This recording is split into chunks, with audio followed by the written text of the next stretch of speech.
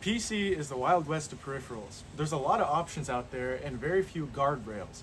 You can really put anything in a controller if you want to, and nobody's going to stop you. And Steam actually encourages a wild support from controllers on their platform. So when the Steam controller, the 2026 version, came out, it raised the bar over first-party controllers in a lot of ways. But like the other options out there are some weaknesses. So after a 1 week of use, I'm going to compare 10 ways in which the Steam controller is the best controller I've ever used, and 5 ways in which I've seen better.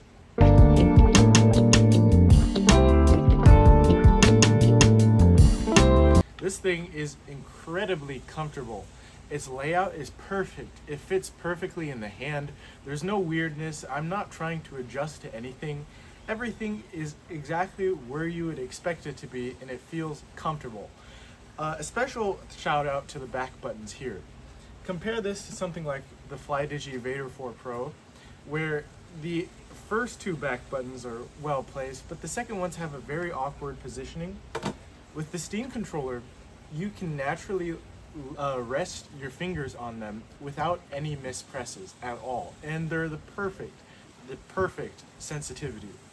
If you watch my video about the Steam Deck, you know that I was quite a big fan of the sound of the Steam Deck, and I can even say a higher praise for the Steam controller. Absolutely nothing, except for the joystick clicks, are clicky. Everything has a perfect, not mushy, but subdued press to them. It feels like you're massaging them into place. They're perfectly comfortable and just the right noise where you can play them with other people around without feeling like a burden to their ears. But starting with our first drawback, I gotta say, the joystick rings have been done better on other controllers. The joysticks themselves are nice. Being TMR joysticks, they're very accurate. I have enjoyed using them much better than the Steam Deck.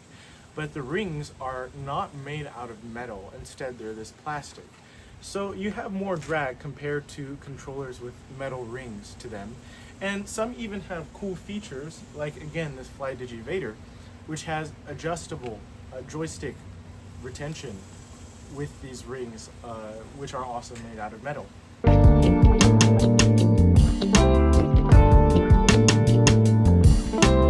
If you've seen the dongle, you know exactly where I'm going with here.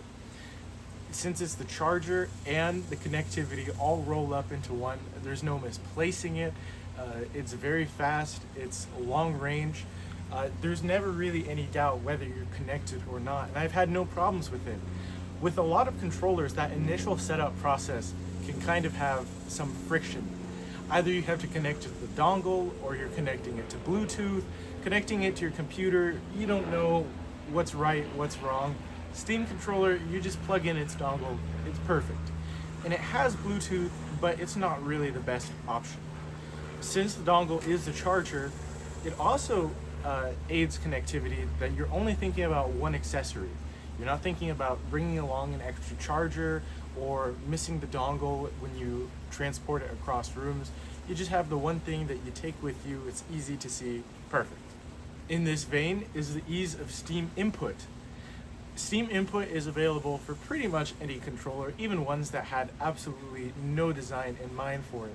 But this is by far the easiest Steam input experience that I've had, because you have access to the Steam Deck's control profiles, to Steam controller profiles as they get made, and I believe regular Xbox profiles as well. This is so convenient. Most likely, if you need a community input, it's either right there waiting for you, or you just need to tweak 1 or 2 things. Most controllers have a decent defaulting to Xbox experience, but this is really designed head to toe for Steam input. The flip side of this coin, however, for our second detraction, is how extra buttons are utilized outside of Steam, or more accurately, how they can't be. Most other controllers can't just rely on Steam input, and they don't try to. The FlyDigi, for example, has onboard memory, so you can use this app, load it onto 4 profiles, and it will load almost all of the presets that you put onto here.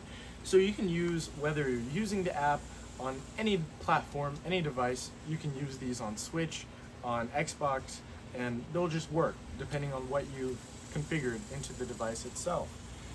On the Steam controller, you can't even go outside of Steam without losing the extra functionality of these buttons.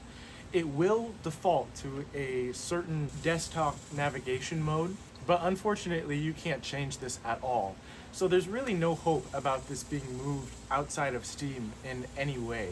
It's understandable since they have all these extra inputs that other platforms wouldn't know what to deal with, but the fact that there's no onboard storage for this is very disappointing.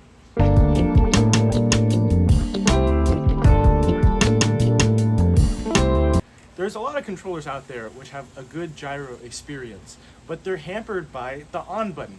It's such a strange thing. So many options that Valve is really the only competitor that's thought about a better way to turn gyro on. It's got the capacitive buttons, it's got the thumb pads, any button that you can assign it to in the classic sense. And then they've also got grip sense, which has a bunch of different options. Either, toggle it, or maybe you have to be holding both at the same time, or a whole range of different things. Other controllers, you often have to sacrifice one of the buttons in order to just get a toggle button, or you have to do something like holding down on the triggers. For the Steam controller, you have so many options for gyro, and that makes it the best gyro experience I've had so far, even above the Steam Deck.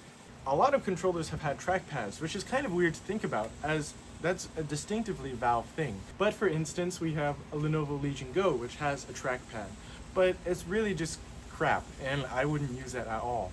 The Steam Deck has a trackpads, and those are very well beloved, but these are even new and improved, with a more ergonomic placement and slightly bigger.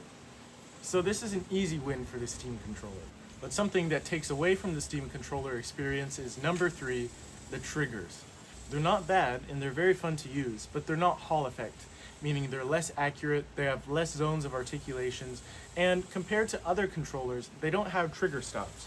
If you don't know what trigger stops are, they're just a switch that you can toggle in the back here to turn them from a normal trigger input to a clicky mouse input. That would have been something nice to have on the Steam controller, but it's not the end of the world.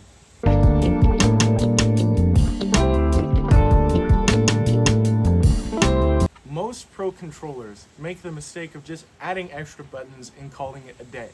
If they add an extra button compared to the competition, they say that they had one up on it. This creates a small problem though. A lot of those extra buttons just aren't used for regular games.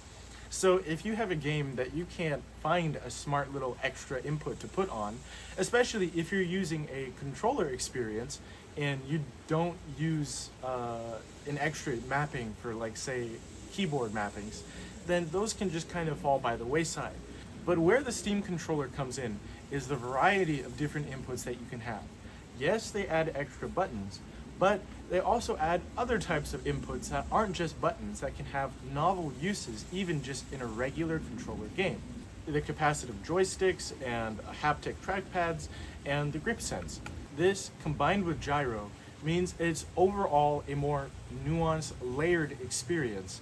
So you can have a lot of variety in how you do things other than just having to memorize new button presses.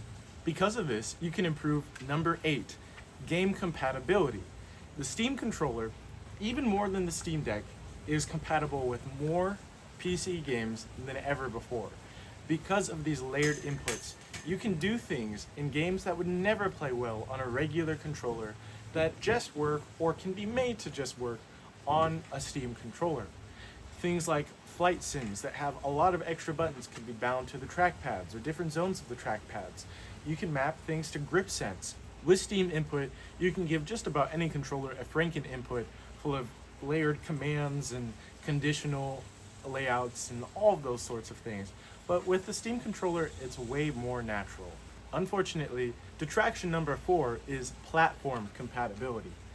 The Steam controller is only compatible with Steam and mobile, with caveats since it has to run through Bluetooth instead of the dongle. Just about any other option out there is bound to have more compatibility than the Steam controller, unfortunately. This FlyDigi right here, by default, it has PC, Nintendo Switch and Switch 2, and mobile compatibility. And like I said earlier, because it has onboard profiles, it is able to make more of its extra buttons if you have a Windows PC to configure it. But you can also add something like a dongle to give access to Xbox and perhaps PlayStation. A lot of other third-party Pro controllers also have this option, with companies like 8BitDo selling dongles to improve compatibility for a wide range of controllers. Even the first-party Xbox and PlayStation controllers are likely to have more out-of-the-box compatibility than the Steam controller. And since it relies so heavily on Steam input, there isn't much help that even a dongle could fix the problems that the Steam input has interacting with other platforms.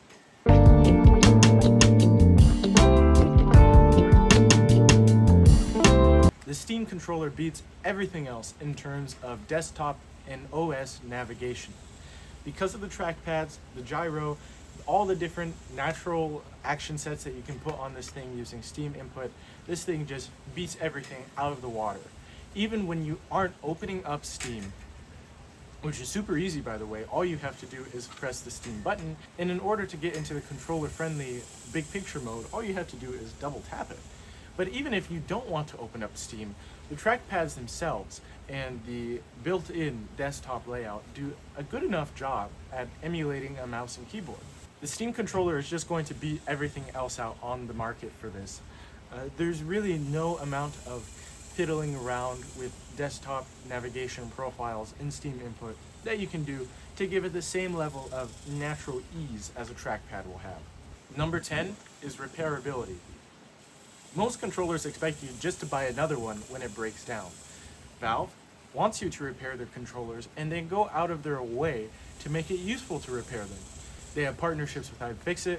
I'm sure that their warranty policy would be well enough in sending you repair parts if you really asked. And they made it easy to take this thing apart without voiding the warranty and make it easy to swap out the parts yourself. In a lot of controllers, there's no option to do this, or you get punished if you do. So it's really nice to see Valve continue its good track record with the right to repair.